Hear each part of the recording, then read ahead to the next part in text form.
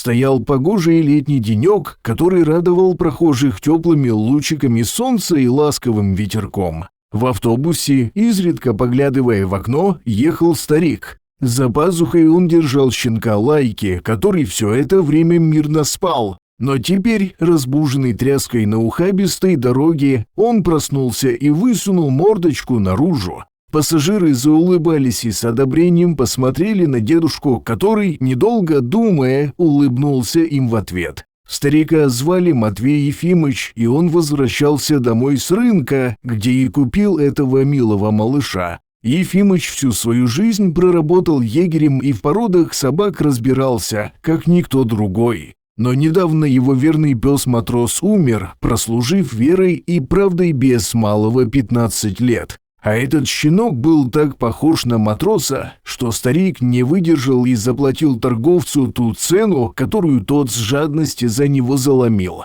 Матвей Ефимович сразу окрестил малыша боцманом. Столь странная любовь к морю была вызвана тем, что старик призывником отслужил 3 года на флоте и это время вспоминал как лучшие годы своей жизни. Незаметно Ефимыч погрузился в воспоминания, позволившие ему скоротать дорогу и окунуться в прошлое, которое местами бывало очень приятным. Тогда Матвей хотел остаться на флоте, но в родном поселке его ждала невеста Машенька, и парень, не колеблясь ни минуты, вернулся домой. За женитьбы ей дело, конечно, не стало. Молодые люди любили друг друга и верили в совместное счастливое будущее. Вскоре у Матвея и Маши родилась дочь Рита, которую они очень любили и души в ней не чаяли. К сожалению, несмотря на все усилия родителей, Рита росла взбалмошной и своенравной девочкой. И если в школьные годы это было не особенно заметно, то когда она повзрослела, все стало гораздо серьезней. В родном таежном поселке Рита оставаться не захотела и поехала в город, где стала вести разгульную жизнь. Конечно, поначалу родители не верили слухам о похождении к дочери, но когда ее посадили в тюрьму за наркотики, они все окончательно поняли. Мария очень переживала по этому поводу, все чаще держась за сердце, которое у нее было слабым с детства. Матвей, как мог, старался сберечь душевный покой супруги, но переживания и тоска по любимой дочери в конечном итоге сделали свое дело, отправив несчастную женщину в кардиологию, откуда она уже больше не вышла. Матвей очень тяжело пережил смерть супруги. Часто, особенно по вечерам, он сидел перед фотографией жены и плакал, пытаясь хоть немного успокоить душевную боль. «Машенька, ты уж не серчай на меня. Нужно мне еще немножко пожить и нашей помочь. А уж потом, что свидимся с тобой, я даже не сомневаюсь». Матвей тогда не знал, что без жены ему суждено прожить еще много лет. А тем временем дочь Рита, даже находясь в заключении, не переставала преподносить отцу сюрпризы. Как выяснилось, в тюрьме она родила дочь, отцом которой, судя по всему, был охранник исправительного учреждения. Скорее всего, Рита сделала это для того, чтобы получить право на условно-досрочное освобождение, о котором так долго мечтала. Но как только она получила желанную свободу, то первым делом привезла дочь отцу. Причем поступила Рита как настоящая кукушка, ранним утром подкинув корзинку с малюткой на крыльцо. Увидев внучку, Матвей Ефимович заплакал в душе благодаря Риту за то, что она не отдала ребенка в приют. На дне корзинки лежал листочек с именем малышки и пара пеленок. Это было все, с чем нерадивая мамаша оставила свою кровиночку на попечение родного деда. Так и вышло. Вот уже 19 лет с Матвеем Ефимовичем живет Полинка. Старик очень любил внучку и ради нее был готов на все. Лишь одно обстоятельство омрачало жизнь старика, наполняя его душей переживаниями и грустными мыслями. Несмотря на то, что Полина была наипервейшая красавица в поселке, с рождения у нее наблюдалась хромота на одну ногу. Во всем этом старик винил акушеров в тюремной больнице, принявших роды не так, как надо. Господи, да как же это так? За что же Полинке все это? ведь никому ничего плохого не сделала. Мало того, что в тюрьме родилась, так еще и хромой до конца своих дней жить обречена. Грустно думал старик, наблюдая, как внучка собирается на почту, где она работала в отделе приема и отправки посылок. В отличие от своей непутевой матери, Полина старика любила и относилась к нему как к единственному родному человеку на свете. А еще внучка наотрез отказалась уезжать из поселка, не разделяя мнение сверстников о том, что в городе ее ждет лучшая доля. «Дедушка, я хромая, не хочу, чтобы в городе надо мной все смеялись. Я лучше жизнь в деревне проведу рядом с тобой». Из воспоминаний старика вывел несильный толчок, свидетельствующий о том, что автобус остановился, прибыв на свою конечную остановку.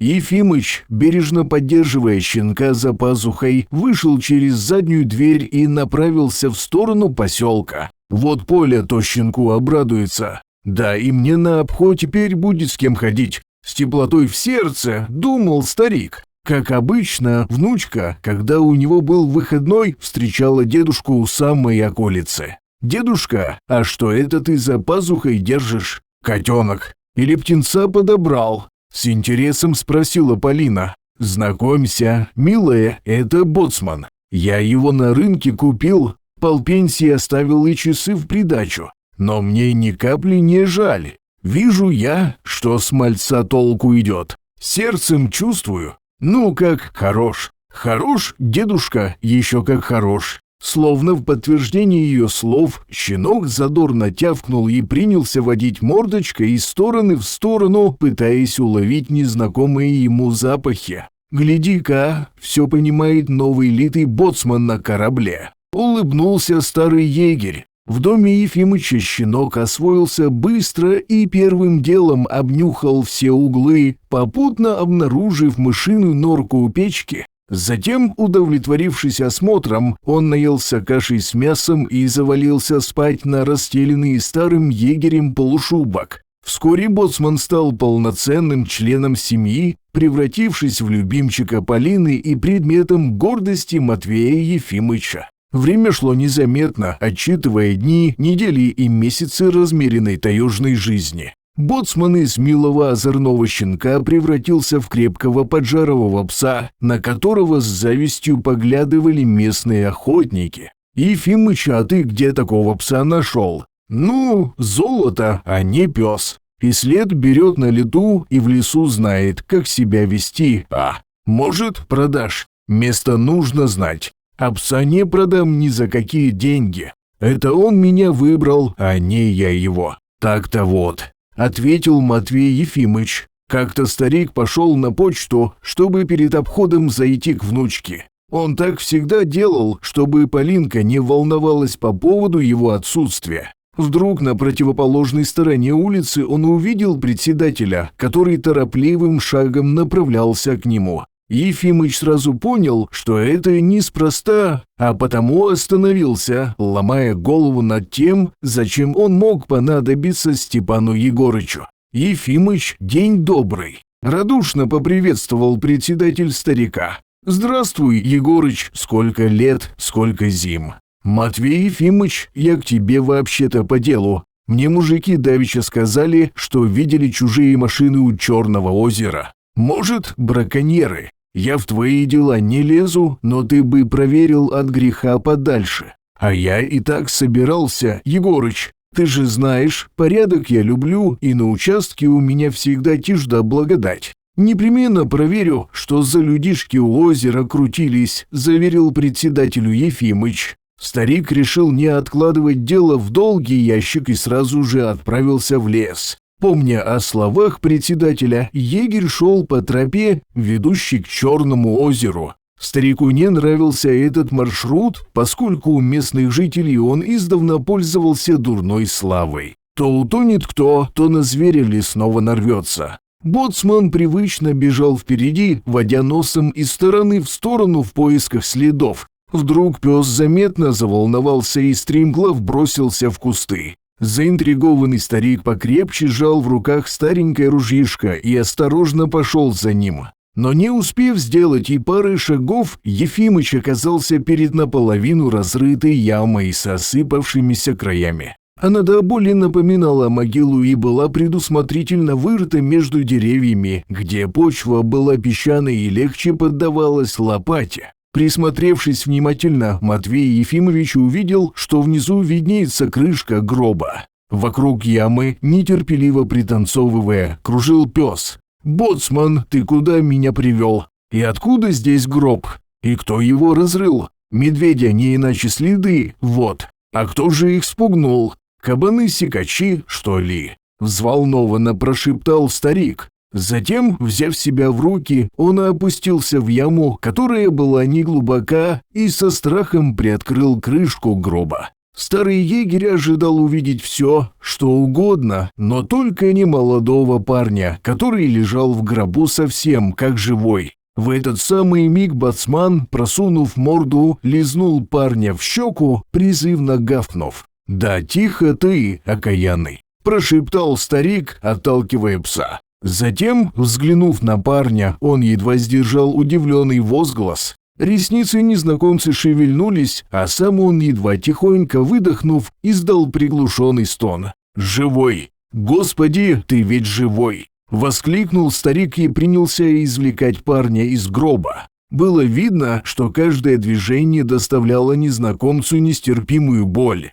«Сейчас, милый, потерпи», – прошептал Ефимыч, укладывая парня на усыпанную еловыми иглами почву. Затем егерь сноровисто нарубил еловых ветвей и соорудил нечто вроде волокуши. Обливаясь потом и останавливаясь каждые 100 метров, старик потихоньку приближался к своему дому, который стоял на отшибе ближе всех к лесу. К счастью, как обычно, на опушке леса дедушку встречала Полина, которая и помогла ему внести раненого парня в избушку. Что с ним, дедушка, и почему у него голова в крови? Испуганно спросила девушка. «Эх, милая, кабы я знал». В гробу он лежал закопанным. Видать, сильно кому-то насолил, раз таким способом на тот свет его отправить решили. Полина, услышав это, горестно вздохнула и, прихрамывая, поспешила приготовить парню постель и теплой воды для умывания.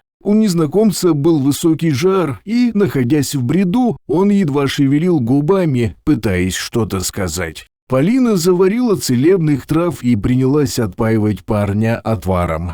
«Внученька, что-то он совсем плох. Ты побудь с ним, а я Кузьмича позову. Фельдшер он и должен знать, что в таких случаях делать надобно», — сказал Ефимыч, переживая, как бы чего доброго парень не умер у них на руках. Но Афанасий Кузьмич, осмотрев раненого, сказал, что шансы на выздоровление есть. Организм у него молодой и должен выкарабкаться. Я вот напишу, какие лекарства еще купить надобно. А вообще рекомендую обильное питье и полный покой. Но несмотря на все усилия Полины и Матвея Ефимыча, выздоровление парня шло очень медленно. Больше недели он провалялся в бреду, понемногу приходя в себя. И лишь на 10-е сутки парень открыл глаза и тихонько спросил, а где я нахожусь. «Я что, уже умер?» «Нет, конечно. Мой дедушка нашел вас в лесу в бессознательном состоянии.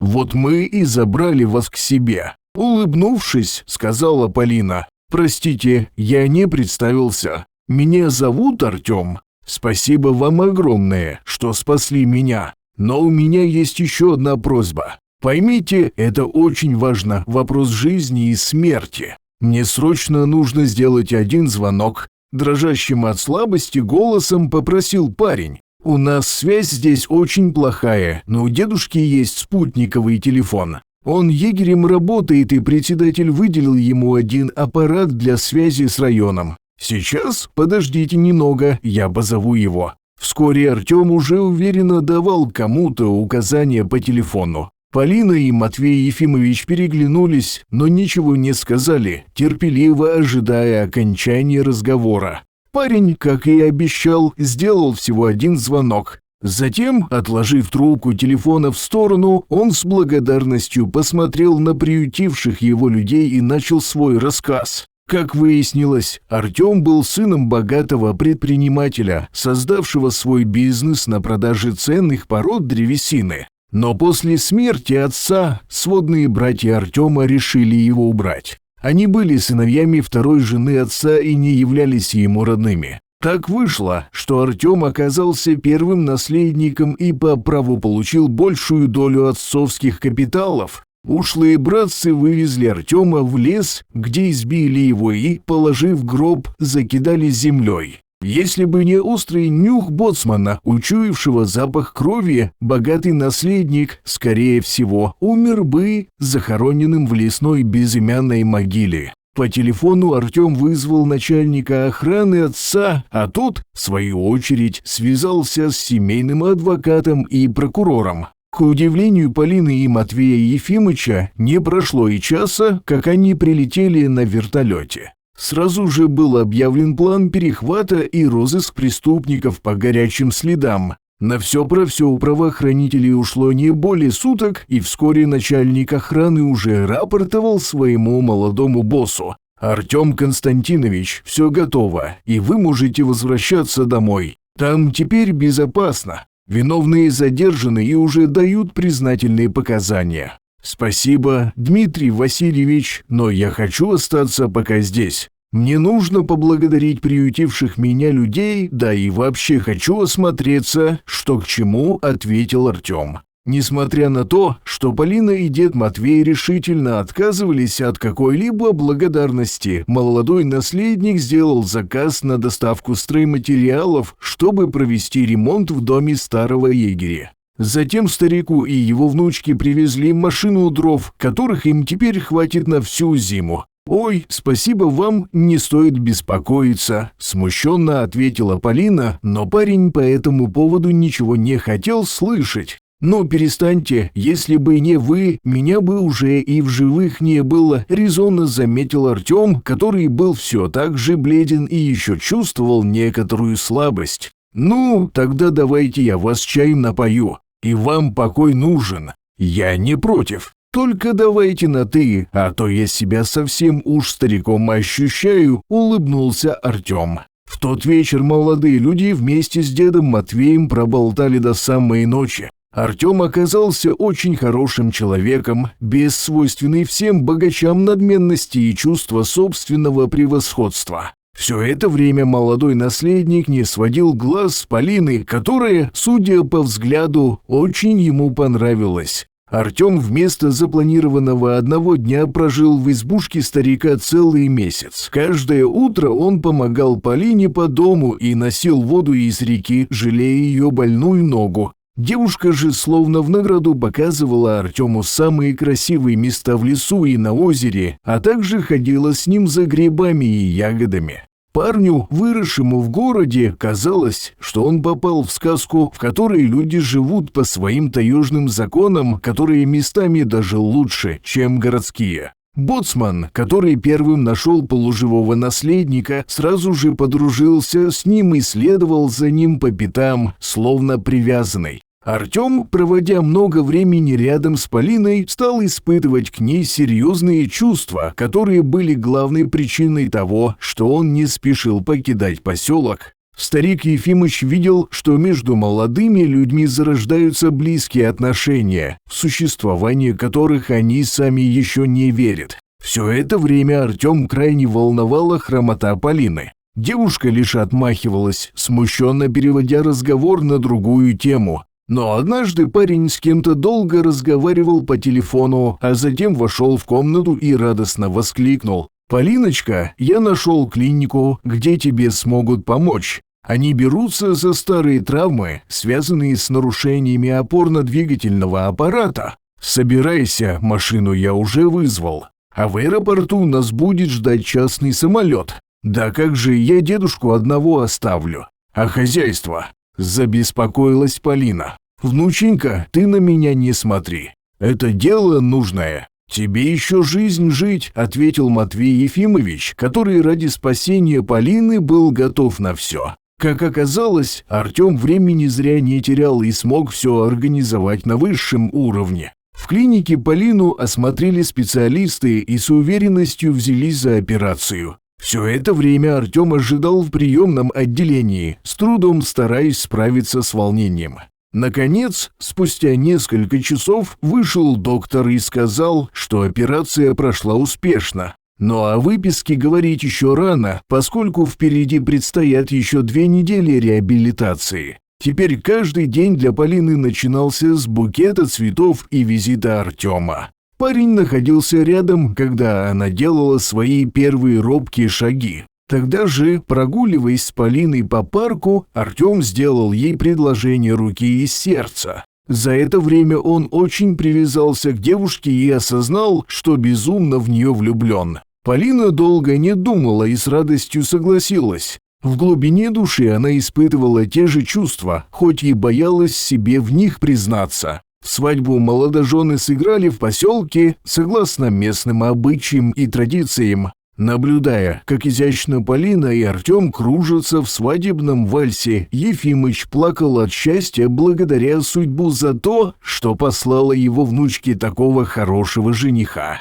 А пес-боцман, которому в честь праздника выделили добрую порцию мясных обрезков и костей, смотрел на молодых и думал, что не найди он в лесу несчастного парня, неизвестно, как бы сложилась судьба его хозяйки, которую он любил больше всех на свете. Через год после свадьбы Полина подарила Артему первенца, которого назвали в честь его умершего деда по отцу Константином. Матвей Ефимович, проводя все свободное время с малышом, искренне радовался тому, что дожил до свадьбы внучки и стал прадедом.